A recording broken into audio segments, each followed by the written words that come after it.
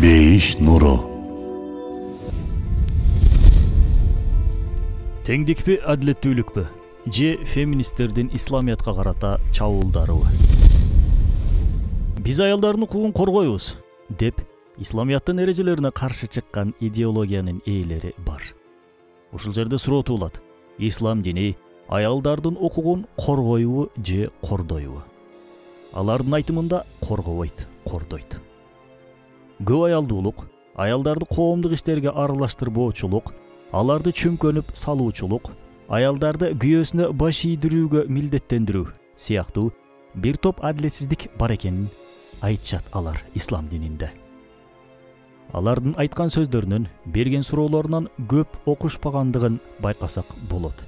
Алардын ислам тууралуу чындыгында эч кандай бир маалыматы жок. Болгону сыртынан эле бурмаланган бир-эки макаланы окуп алып эле ушинтип кыйкырып чыгышат.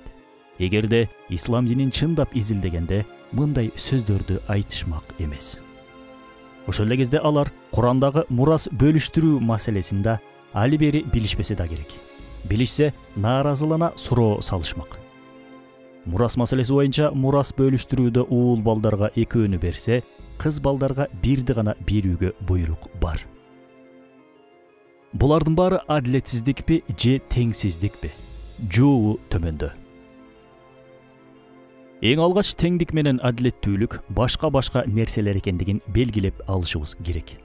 Ар бир теңдик адилеттүүлүк эмес, ар бир адилеттүүлүк да теңдик эмес. Адилеттүүлүк баарына тең берүү эмес, балким ар бирине өз акысын берүү. Мисалга, жараткан эгем теңдик эрежесин адилеттүүлүк катары карап, баарына бирдей өлчөмдү канат бергенде, бул адилеттүүлүк эмес, зулумдук болмок. Элестетип көрсөңүз, бир чымын менен бир бүркүттүн канаттарынын тең болгондугун. Бирок тилекке каршы, адам баласы ар дайым теңдикке, адилеттүүлүк назары менен карап алат. Коммунисттер да элди финансылык жактан теңдештиребиз дешип жаңылышты. Өтө тытынып иш кылганы да, жалкоолонуп жатканы да бирдей айлык алса, мунун кайсыл жери адилеттүүлүк болушу мүмкүн? Ар ким өз эмгегине жөндөмүнө жараша үлүш алса, мына ошондо гана чыныгы адилеттүүлүк болот. Ошол сыяктуу касиеттүү Куранда адилеттүү жаратуучубуз эркек менен аялдын табиятына жараша кээ бир нерселерди берип, кээ бир нерселерге тыюу салган. Мисалга, эркектерге алтындан жасалган асем буюмдарын тагынууга, жибектен кийим кийүүгө тыюу салынган. 6 саны аман туруп, аялынын чоң баласындай жубайын иштетип, өзү үйдө жатууга да тыюу салган. Анан да шарият аялдардын иштөөсүнө толугу менен тыюу салбайт. Аялдык табиятка туура келбеген жумуштарда иштөөсүнө тыюу салат. Анткени аялдар бүт жумушту жасай албайт. Эркектер да ошондой. Алсак, эркек да бала карай алат, баланын жалайыгын алмаштырып деле коюшу мүмкүн. Бирок энелерчелик эмес. Энелердей мыкты кылса да 1 кылат, 2 кылат, анан 3-чүсүндө мындай жүктү көтөрө албай баштайт. Ошондуктан жасай албайт дегендик таптакыр кыла албайт дегендик эмес. Аялдын ишин эркек кыла алгандай эле, аялдар да эркектин жумушун жасай алат. Андыктан аялдардын мына кылалам деп туруп, капкара майга бууланып машина оңдоосунун же белди бекем бууп электр мамыларынын үстүндө светаке болушунун кажети жок. Мындай жумуштар аялдардын аялдык табиятына доо кетирип, эркектештирет, же эркектер менен аралашып иштөөсү аны бузукулукка жетелеп коюшу мүмкүн. Андыктан аялдардын намахрам болгон эркектер менен тыгыз иштешкен жумуштарда иштөөсүнө шарият уруксат берген эмес. Элестетип көрүңүз, батыш маданияты аялдар бир эркекке күйөөгө баш ийип үйдө олтура бербей, сыртка чыгып иштеш керек. Бул аялдардын укугу деп күйөөсүнө баш ийдирбей куткарды. Бирок тилекке каршы сыртка чыгарып, көп эркектерге баш ийдирип кызматчы кылып койду. Тагыраак айтканда, сыртта иштеген аял күйөөсүнө баш ийбей, эркин болгону менен жумушундагы эркек мүдүргө, анын орун басарларына баш ийип, алардын буйругун аткарат. Атүгүл жумуштан кечиксе, иш толук орундалбай калса, алардын урушун да, сөгүшүн да угууга мажбур. Бул абалдарды биз байкабаганыбыз менен дайыма эле кайталанып жатат. Акыл ордунда болгон эркек аялына башка эркектердин буйрук берүүсүнө жөн карап тура албашы керек. Чыныгы эркек сыртта аялы үчүн кулдай иштеп, үйүнө келгенде аялынын ханы болуп, аялын болсо ханыша кылышы керек. Феминисттердин сырты жалтырак, ичи калтырак пропагандасына азгырылган байкуш аялдар күйөөмө чай куйбайм, буйругуна баш ийбейм деп сыртка чыкты да кафелерде жүздөгөн чоочун эркектерге чай куюп, бир кыйкырганда чуркап жетип барып, тескерисинче укугу тепселенип жатат. Сенин аялыңа сен гана буйрук бере аласың. Аялың сага гана баш ийиши керек. Сен аялыңды иштетпөө менен башка эркектердин буйругуна баш ийүүдөн куткарып жатасың. Сенин аялың сага гана кызмат кылышы керек, сенин апаңа гана кызмат кылышы керек. Чоочун аялдарга да, чоочун эркектерге да, атүгүл чоочун аялдарга да кызмат кылбашы керек. Демек, чыныгы эркиндик күйөөгө баш ийүүдө жатат. Мына ошон үчүн ислам дини аялдардын иштөөсүнө чектөө киргизген.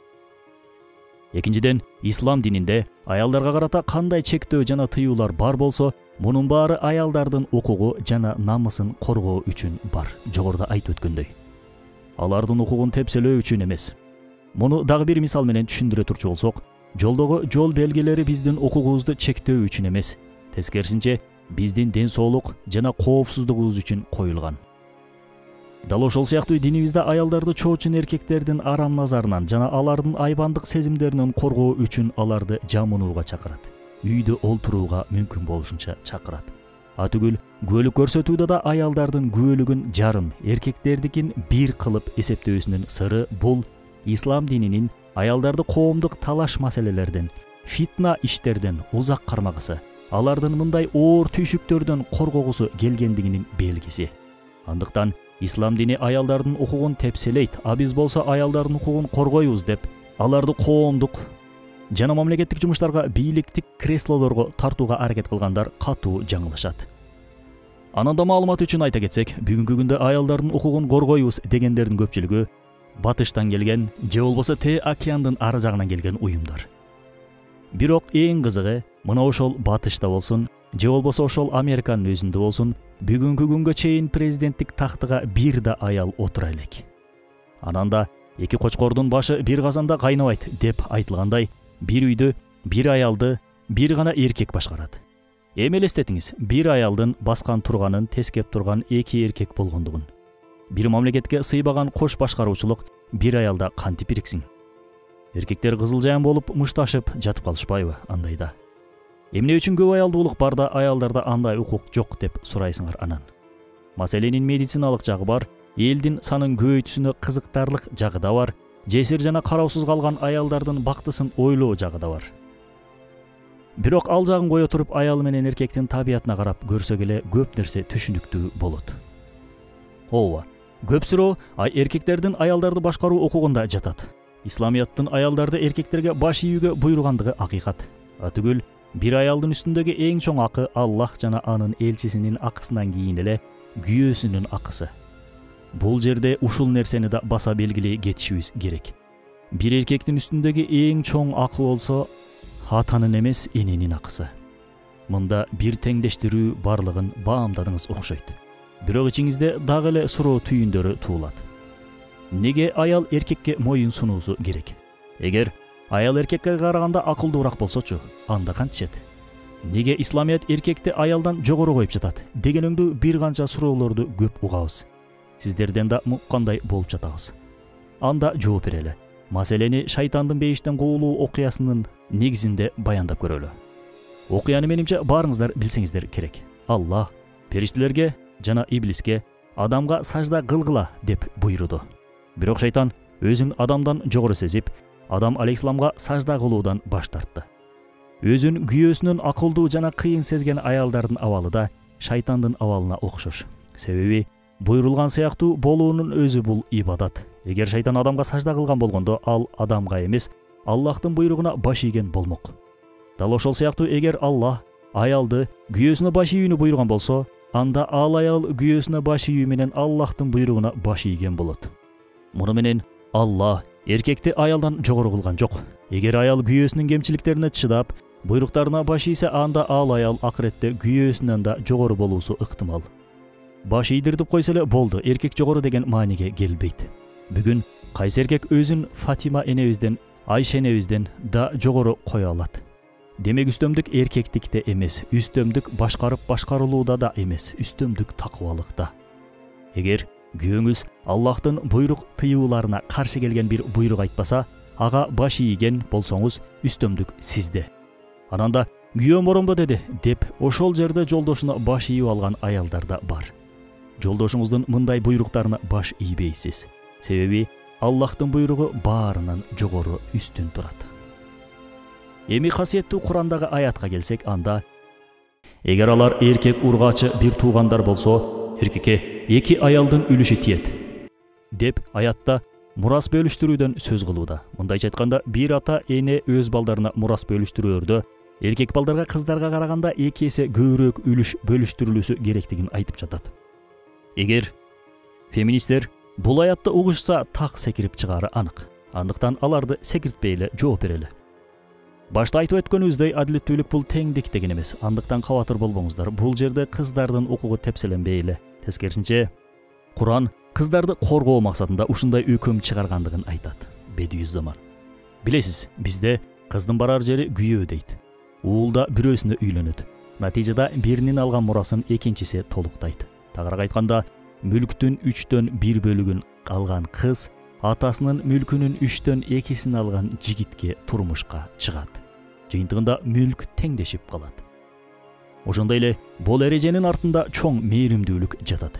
Эмнеге дегенде, аял киши алсыз болгондуктан мээримдүүлүккө, аларды коргоого мүлккө караганда дагы көбүрөөк муктаж. Эгер мүлк тең бөлүнгөндө кыздар ага инилеринин коргоосун, мээримин көрүүнүн ордуна алар менен мурасталашып, көрө албастык атаандаштык сымал оор мамилелерге туш болмок. Анан ата-энеде тапкан дүйнөбүздүн тең жарымын башка жакка алып кетүүчү зыяндуу перзент деген назар менен карап, ага мээримин төгүүнүн ордуна араптарда болуп өткөндөй кыздарына кичүү кезинде эле тирүү көмгөнгө чейин бара тургандай бир абалдарга дуушар болмок. Натыйжада кыз балдар мүлктөн аз бир бөлүк жоготкону менен ата-энесинин ага инисинин коргоосуна ээ болуу менен бирге алардын мээрим казынасынын ачкычын утуп жатышат. Адам башында ар нерсе болуусу мүмкүн. Бирок мындан Кудай сактасын. Эгер эртең бир нерсе болуп, кыз ажырашып 4 күнүнө келип калса, ата-эне бир туугандары кучак жайып тосуп алуусу үчүн кыз баланын ага инилери менен ат салыша мурасталашуусу туура эмес. Эгер кыз бала мурасталашып өз үлүшүн алып кеткен болсо, ансыз да байлыгыбыздын жарымын алып кеткенсиң, дагы эмне керек деген мамиле менен кыз үйүнө кайта бара алмак эмес. Андыктан аял киши мурастанда көбүрөөк атанын, аганын, күйөөнүн мээримине муктаж. Эркектер да энесине, эже карындаштарына, жубайына, кызына мээрим көрсөтө ээ чыгуулары керек. Бирок ошого карабай, аял укугун коргойбуз деген уюмдардын демилгеси менен бүгүнкү күндө мурас баарысына бирдей өлчөмдө берилмей болгон. Аял укуктарын коргойм дегендердин иштеринде дагы бир кызык жагдай бар. Тагыраагы накта адилетсиздик бар. Ушул мурас маселесинде кыздардын үлүшүн эркек балдары менен теңдештиришти да, бирок энелердин мурас алуу укугун жоюп салышты. Ушул жерде бир суроо туулат. Энелер булар аял эмеспи? Эмне үчүн бир адамдын тапканы кыздарына, балдарына, аялына мурас болуп калат да, ал адамды кичинесинен алпештеп чоңойткон энеси эч нерсесиз куру калып жатат. Ал моркумдун мойнундагы эң чоң акы кызынын же баласынын же зайыбынын акысы эмес, апасынын акысы. Энелерди мурастан таптакыр куру жалак калтыруу бул жеткен адилетсиздик, караңгылык. Жаштыкты, күчтү баалаган маданияттын зулумдугу. Эмесе исламият кара картаңдардын ата-эненин укугунда унутта калтырган эмес.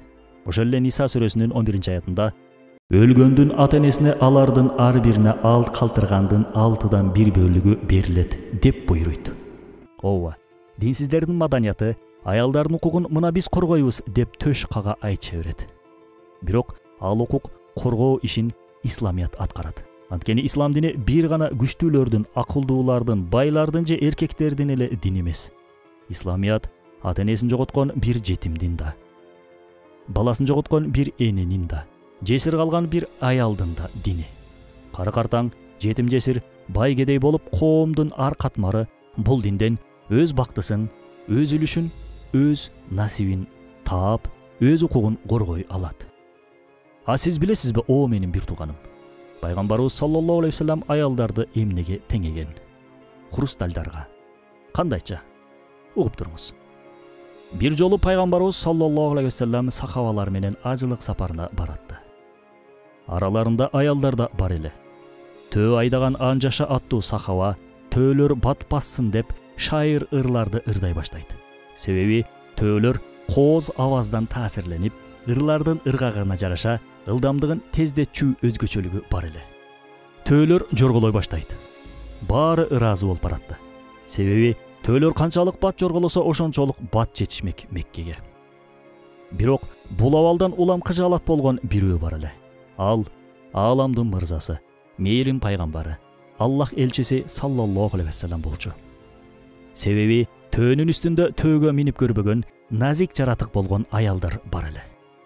Аларга зыян келип калышынан кабатыр болуп жаткан эле мээрим пайгамбары саллаллаху алейхи вассалам. Ал саллаллаху алейхи вассалам Анжашага карап, тарыхта алтын тамгалар менен жазылып калган ушул сөздөрүн айтты. О Анжаша, абайла, төөнүн үстүндөгү хрустальдар сынып калбасын. Ооба, кооз, сулуу, бирок абайлабаса сынып кала турган абалда болгон хрустальдарга аял затын окшотуу, пайгамбарыбыз саллаллаху алейхи вассаламдын чечендигин, аял затына болгон сый урматынын улуулугун айгинелеп турат. Жараткан Кудай Таалам энелерибизди, жубайларыбызды жана кыздарыбызды чындап сыйлагандардан кылсын. Ошол эле кезде энелерибиз, жубайларыбыз, кыздарыбыз өздөрүнүн чыныгы исламий укуктарын сезишсин жана ошого жараша жашасын.